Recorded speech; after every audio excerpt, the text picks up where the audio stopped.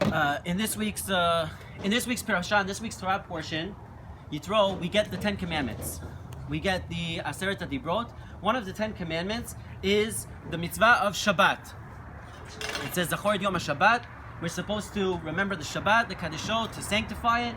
And the Torah goes on to give us the rest of this commandment, that we have the commandment of keeping Shabbat. So I wanted to talk about a little bit today, what is the Shabbat? What is so special about this commandment? What does it mean? So the rabbis tell us that Shabbat is me'ain olam haba. It's similar to the world to come, similar to olam haba. So the problem with that is that for most of us, probably, if I would ask you, have you ever been to olam haba? Can you tell me about it?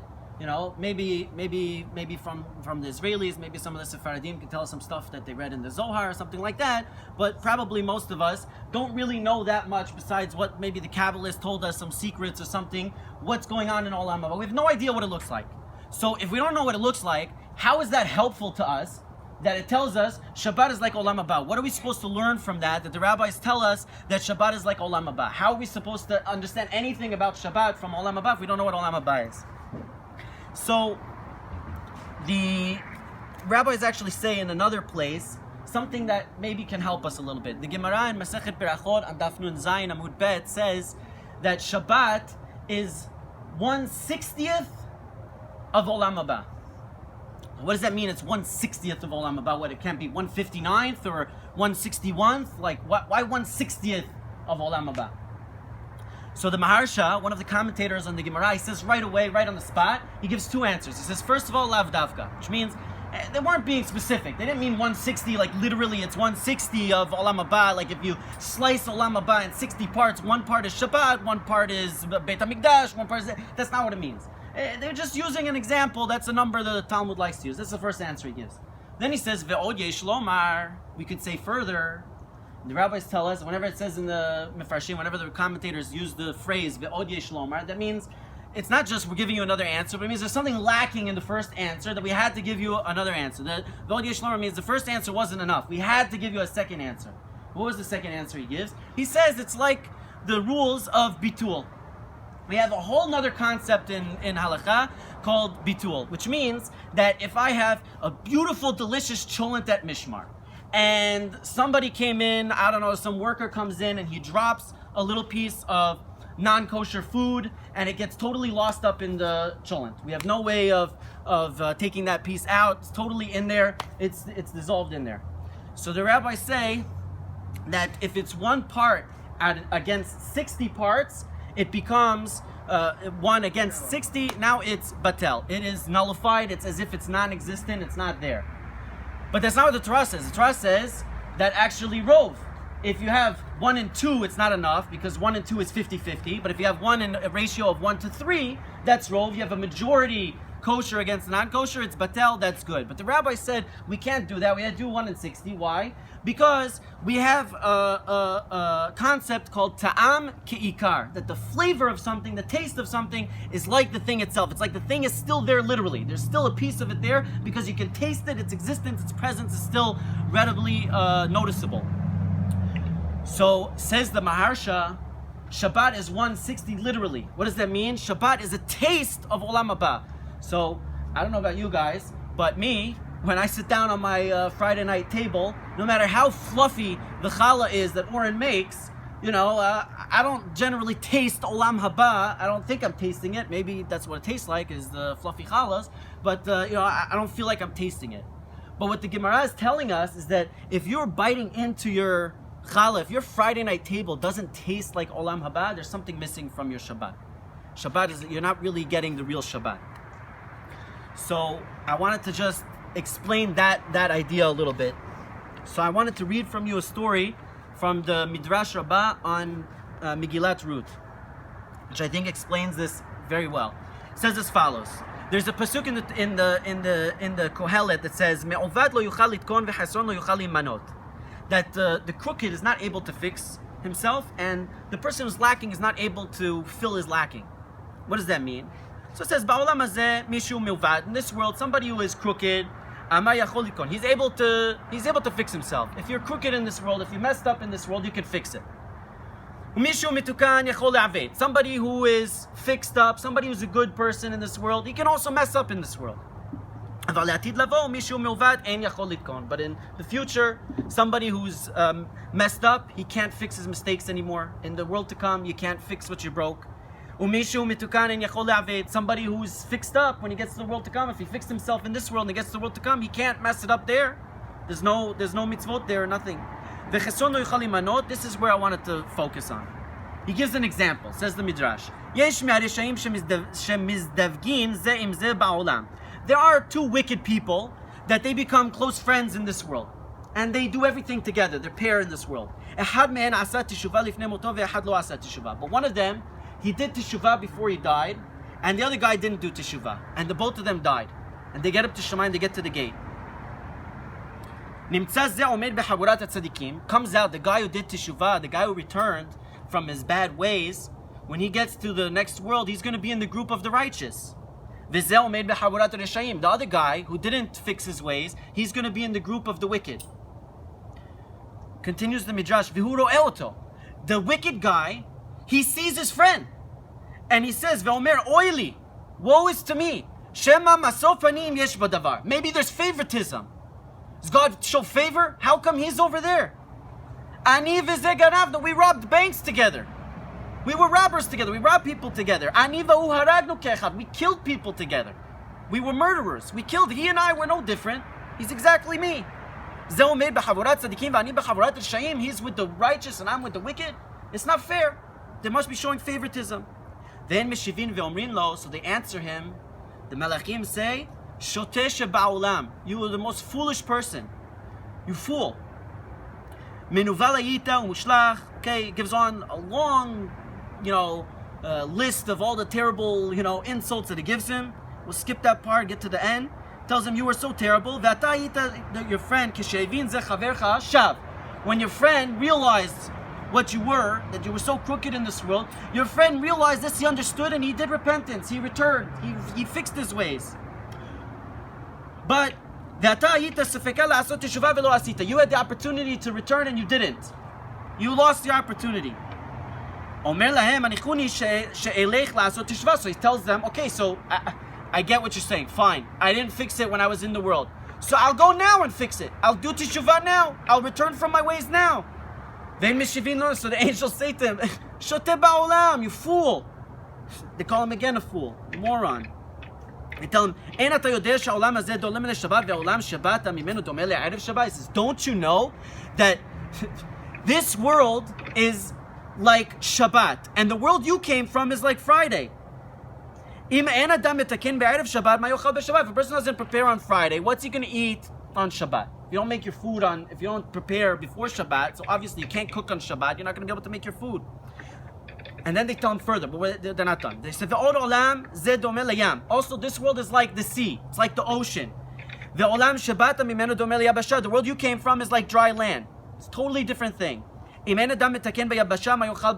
a person doesn't prepare before he leaves the port, then when he gets out to sea, he's not going to have any food on the boat. They give another thing. It's like a desert. The world you came from is like the area where people live. They go on and they tell him basically the same thing. If you left in where you were from, food was readily available. Here in the desert, food's not readily available. If you don't bring provisions with you, you've got nothing to eat. Fine. But then the story says one more thing, which is very fascinating. It says as follows. He then goes and he looks and he tells them one last request. He says, let me at least go and see my friend. Let me at least look at him. Let me go just to look at the righteous. Fine, I can't be with them, but let me at least see him. They tell him again, Shoteh sheba'olam, you're the most biggest fool. We were commanded from the Almighty not to allow the wicked to stand next to the righteous. They can't stand next to the wicked. The pure can't be with the impure. What do you think we're standing at this gate for? The angel's telling him, we're the bouncers. You can't get in. What do you think we're standing here for? What do you think we're doing here? We're here to keep you out. This is what the pasuk says. That this is the gate of the tzaddikim. This is the gate of God. The tzaddikim will go through it, but everybody else is locked out. The tzaddikim don't allow them through it. So I understand the first few mishalim. They're telling him, the angels are telling him, "You're a fool. You don't understand. This world and that world, they're totally different things. Shabbat and Friday are totally different worlds. On Shabbat you can't cook, you can't do all those things. On a regular day you can do all these things. In the sea, there's no readily food available. In that world, there's readily food available. You're trying to pay. You say, okay, I'm gonna go use my cash to buy things. There's nowhere to buy here. There's nowhere to buy food in the desert. So you can have all the money, but it's worthless here. You're using Yishuv stuff from the place. They're telling you it's totally different worlds. It's a different planet. It's Olam Haba. It's a totally literal Olam. It's a different world, completely. But what I don't understand, they keep calling him a moron. They tell him, you Shoteh Sheba'olam, Shoteh Sheba'olam. But then he asked the last question. If I would ask anybody here, did you think when he asked the last question, can I at least see him? Did you think that the angels were going to tell him, no, you're not allowed to see your friend? You can't even see him? Why is he considered a fool? I didn't think I was so foolish to think that. Why am I such a fool for thinking that he would be able to at least see his friend? Says the angels are telling him it's a different world completely. How? It's not that you can't see your friend there. It's a different planet. It's Olam Haba. It's one place. The place of the wicked is a totally different place. If you don't prepare by understanding what it is, you're never going to get there. You're never going to be able to reach that place. And that's what Shabbat is. Shabbat is Olam Haba. It's a totally different world than the rest of the world. It's a taste of what that world is. So what does that mean? If you look at the Mizmor, every day of the week we have a different Mizmor, a song that's assigned to that day. The Mizmor of Shabbat is Mizmor Shir Yom HaShabbat. Okay, obvious, right? It's the song of Shabbat. But then if you read through, it doesn't talk about Shabbat at all. There's not one word about Shabbat in the entire Mizmor Shir Yom HaShabbat, except for the fact that this is the song of Shabbat. The rest of the Mizmor is talking about what? It's talking about the punishment that's going to come to the wicked and the reward that's in store for the righteous. It's telling why the righteous suffer in this world and why the wicked prosper. And why in the world to come it's going to be flipped. It says in the world to come the wicked will be destroyed. All that. That's what it says. Bifroch Rishayim Kemo Esev. And in the end it's going to say Tzadik Katamar Yifrach. Well, all that's talking about is in the world to come that they have their punishments. What is it explaining? It's explaining that Shabbat is like Olam Haba in that when a person dies and he goes to the Olam Haemet, everything is open in front of him. He sees everything, all of history, all of the future, everything is unraveled before him. He sees that this person that you thought it was unfair, the wicked was prospering. Now you see that this person actually, he was getting reward because of something that happened to him in another life. And this other guy, this kid that died young, that you thought it's so terrible why this kid died young, all of a sudden you find out that his soul was really some other person he had to die at that time for this particular reason that only God knows. He's the only one that sees all this truth. The Mizmor of Shabbat is telling you that we have no control. And in the Olam Haba, that's going to be clear to us. In the world to come, it's going to be clear that everything is in God's hands and we have no control over everything. So 6 days a week we work, we do all of our ishtadlut, but 1 day a week we have to stop and realize everything is in God's hands. We have no control over everything. Everything is up to God. And He's the one that knows the truth, why I was successful, why I wasn't successful. So the Mizmor of Shabbat it's Olam Haba. To remember in Olam Haba, you're going to see that everything was in God's hands. Rav Hutner said that as much as a person has claims against this world when he goes into Shabbat, is the same extent is how disconnected he is from Shabbat. If a person walks into Shabbat and he feels, I lost in my job, and how come God didn't give me more money, and how come this thing had problems, and that thing had problems, and everything he's complaining when he gets into Shabbat, it shows he has no connection to Shabbat. Why? Because Shabbat is a time when you look, you say, everything is done. We don't talk about work, because our work is done. We don't plan for after Shabbat because all of our planning is unnecessary. Everything we need is here. Everything is in God's hands. It's all here. And I think this explains one last thing I have to throw in. I grew up in a Sephardic home, so we have some of these customs that, we grow up with that our dads tell us to do. And, we're taught from a young age, you don't really ask questions. You just do the custom. That's what we do. That's how we do it. It's always how it's done. All the Sephardim do it this way. So there's one custom the Sephardim have and maybe Ashkenazim have it too, I don't know. But the Ben Ish Chai writes that on Friday night, when you do the Kiddush, a person is supposed to look into the cup, and he's supposed to see the names of God in the cup.